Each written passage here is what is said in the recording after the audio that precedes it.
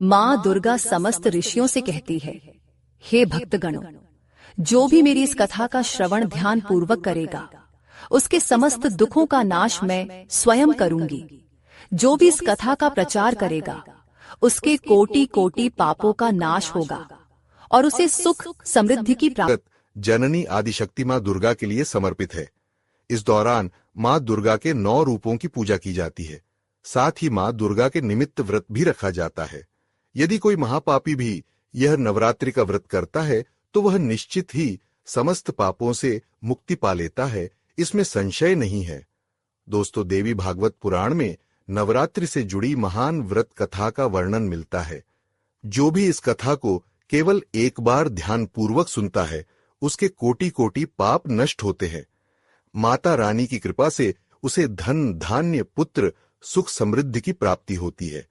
इसीलिए प्रत्येक बुद्धिमान मनुष्य को नवरात्रि के व्रत की इस कथा को ध्यान पूर्वक सुनना चाहिए। जो इस कथा को सुनता है और सुनाता है तथा इस कथा का प्रचार करता है, उसकी कभी अधोगति नहीं होती है। आइए आपको सुनाते हैं नवरात्रि व्रत की महान कथा। एक समय की बात है, भगवान शिव कैलाश पर्वत पर ध्यान मग्न होकर बैठे हुए थे। तभी देवर्षि नारद अपने हाथ में वीणा लेकर कैलाश पर्वत पर उपस्थित होते हैं।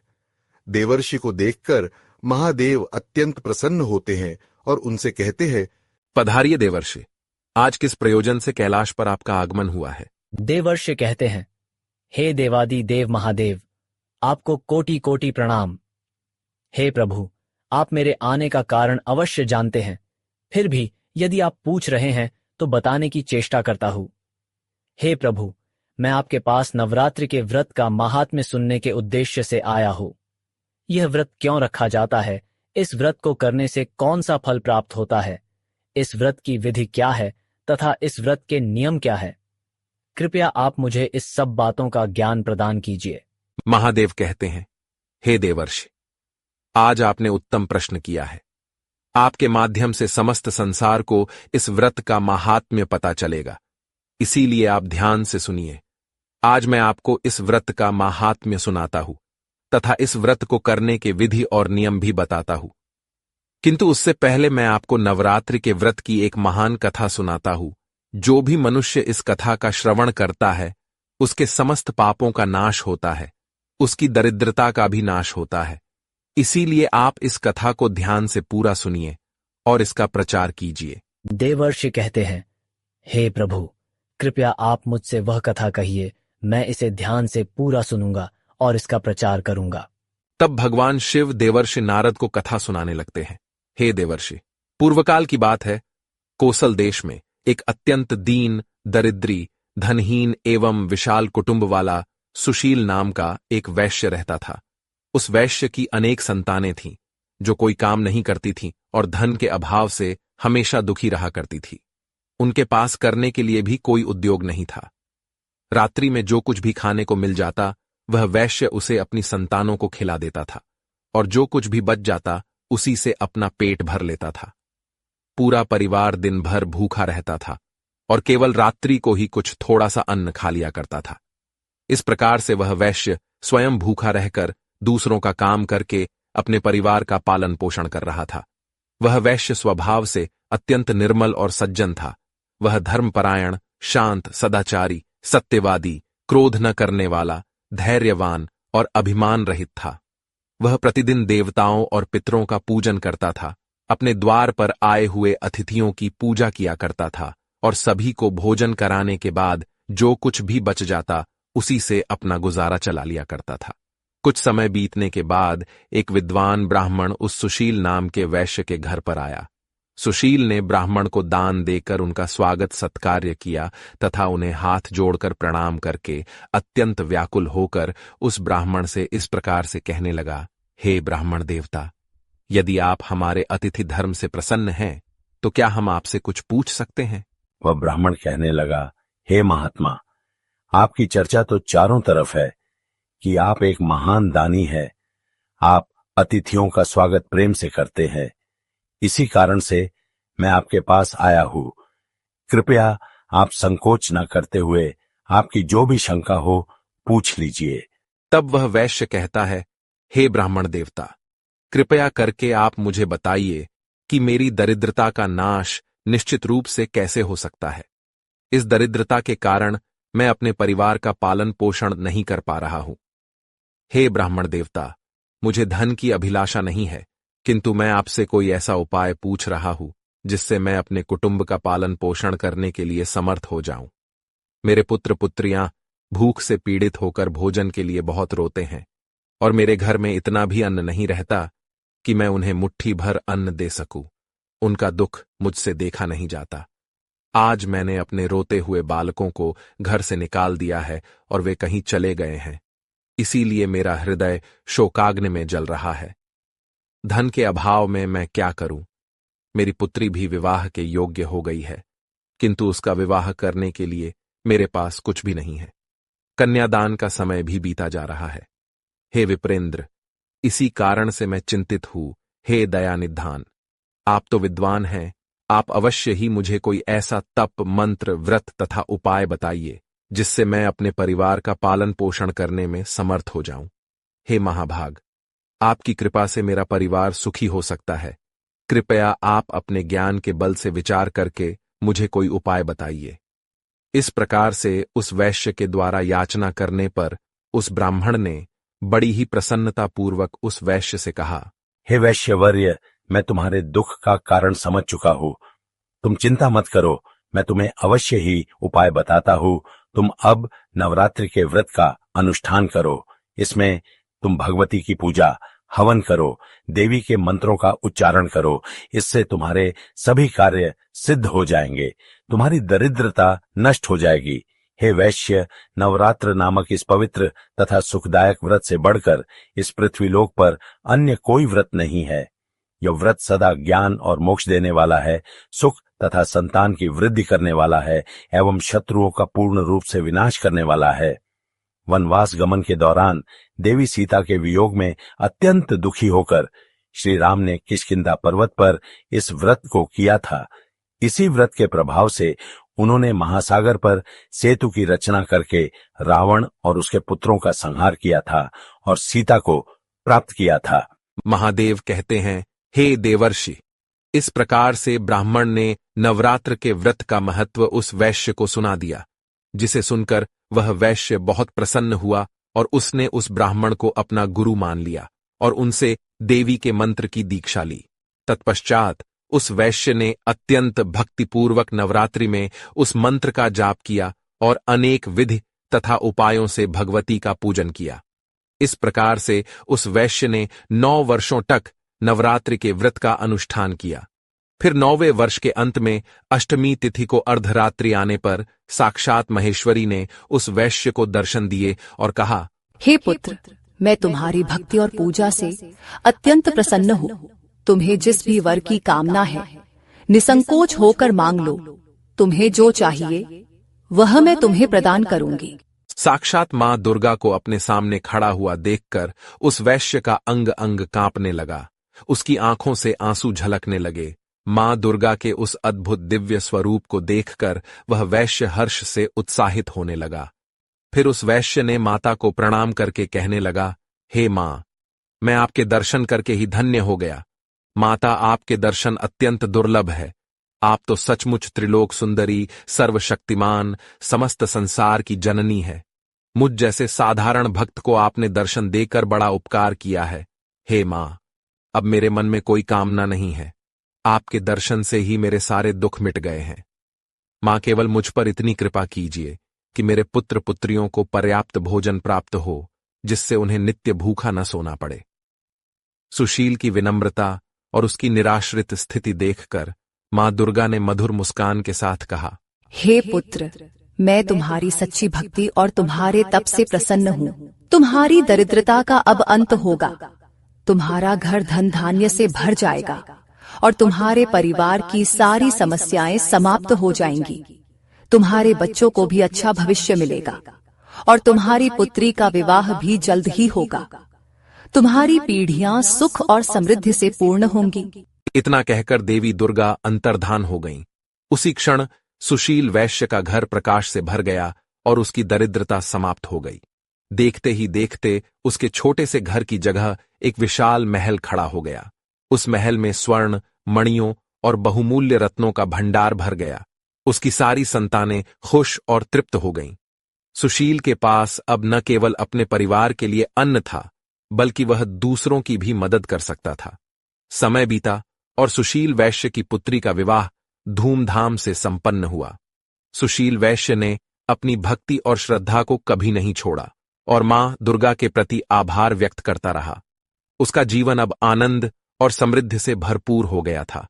उसके परिवार ने भी मां दुर्गा के प्रति भक्ति और समर्पण को अपनाया और वे सभी मां के आशीर्वाद से सुखी जीवन व्यतीत करने लगे।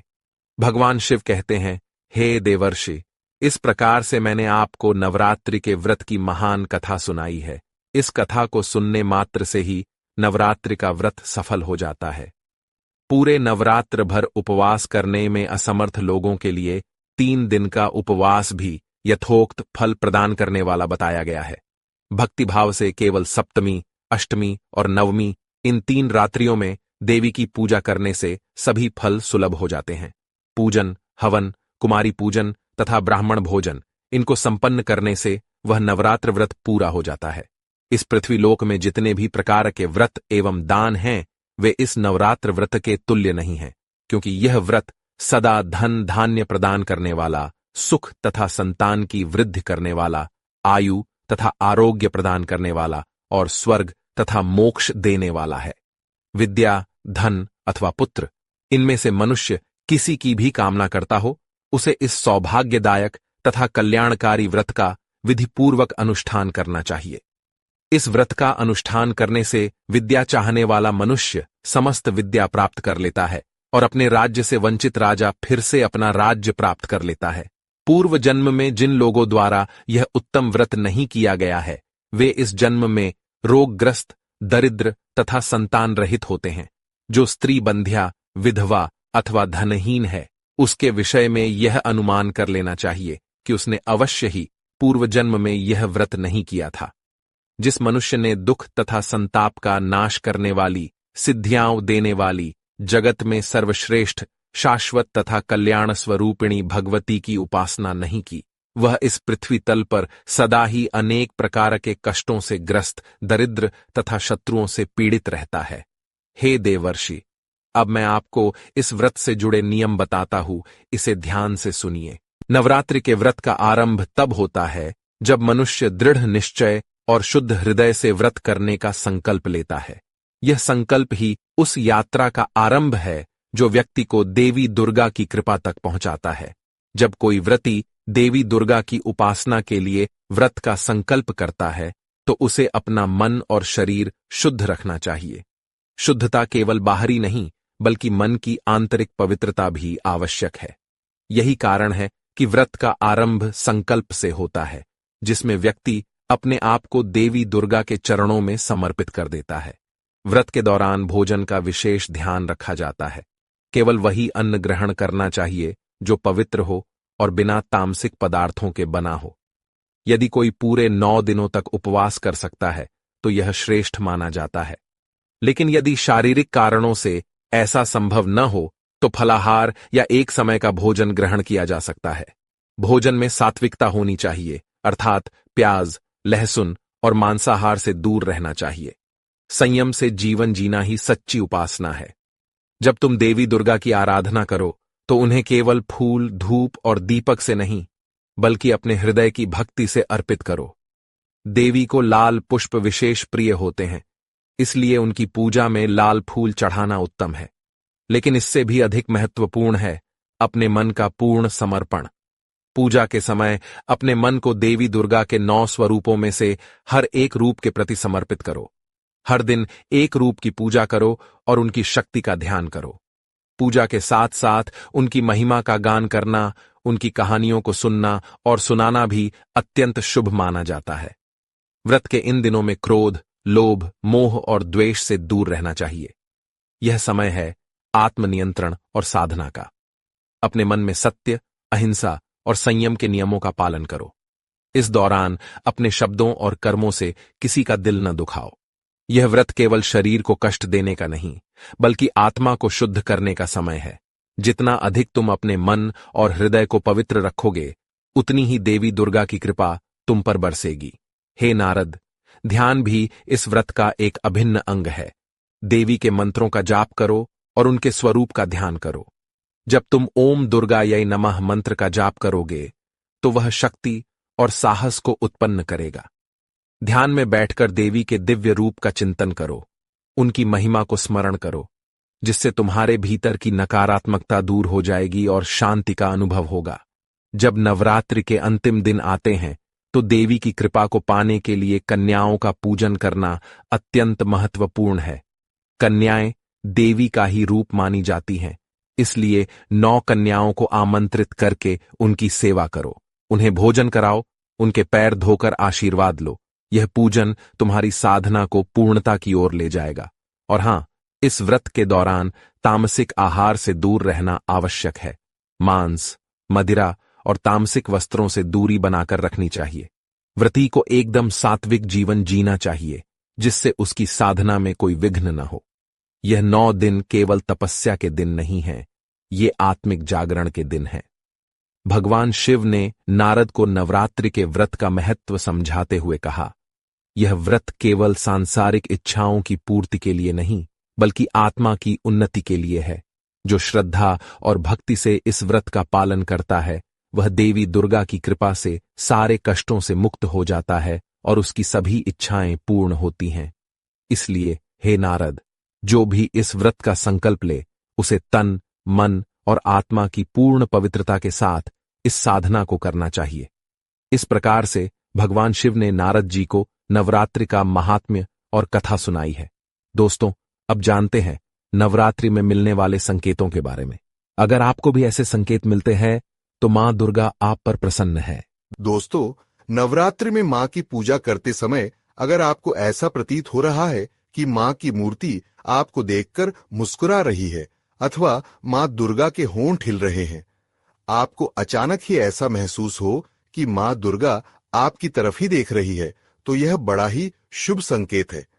यदि आप मां के चरणों पर अपना माथा टेकते हैं और अचानक ही कोई फूल आपके ऊपर गिर जाता है, तो यह संकेत है कि मां आपकी भक्ति से अत्यधिक प्रसन्न है। आपकी कोई मनोकामना अवश्य ही पूर्ण हो जाएगी। दूसरा संकेत, दोस्तों, यदि नवरात्रि में आपके द्वार पर कोई कन्या लाल वस्त्र धारण करके पधारती है, उस कन्या को देखकर आपका मन अत्यंत प्रसन्न हो जाता है, तो यह बहुत ही शुभ संकेत है। आपको उस कन्या को कोई भेंट वस्तु अवश्य देनी चाहिए। साक्षात मां दुर्गा ही उस कन्या के रूप में आपको संकेत दे रही है। और यदि नवरात्रि में आपके सपने में कोई कन्या दिखाई पड़ती है जो आपको देखकर बार बार मुस्कुरा रही है, तो आपको समझ लेना चाहिए कि मां आपकी भक्ति से बहुत प्रसन्न है और अब आपके जीवन से बुरा समय समाप्त होने वाला है। तीसरा संकेत, यदि आपको सपने में मां के पद चिन्ह दिखाई पड़ते हैं और आप उन पद चिन्हों का पीछा कर रहे हैं, लेकिन आपको मां दुर्गा कहीं पर भी दिखाई नहीं पड़ती है, आप सपने में मां को खोजने के लिए इधर उधर भाग रहे हैं, तो यह भी एक शुभ संकेत है। अगर आपको भी ऐसा सपना आता है, तो आपके दुखों का अंत होगा। घर में यदि कोई बीमार है, तो वह भी पूर्ण रूप से स्वस्थ हो जाएगा।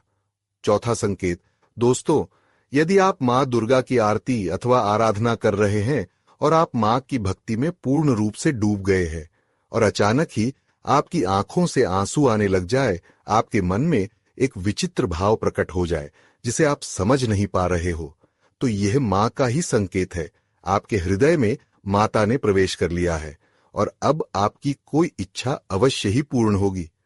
पांचवा संकेत, यदि नवरात्रि में आपके पास मां दुर्गा की प्रिय वस्तुएं बार बार आने लगती है, जैसे मां का श्रृंगार का सामान, माता के लाल फूल, माता की लाल चुनरी आदि चीजें आपके हाथ में बार बार आने लग जाए, तो इसे शुभ संकेत ही समझना चाहिए। तो दोस्तों, इस प्रकार से भगवान शिवजी ने नारद जी को नवरात्रि के व्रत का महात्म्य सुनाया है। आपको यह कथा कैसी लगी, कमेंट करके अवश्य बताएं। जानकारी अच्छी लगी तो वीडियो को लाइक जरूर करें, कमेंट में जय मां दुर्गा अवश्य लिखें, साथ ही चैनल को सब्सक्राइब करें। आप सभी का धन्यवाद।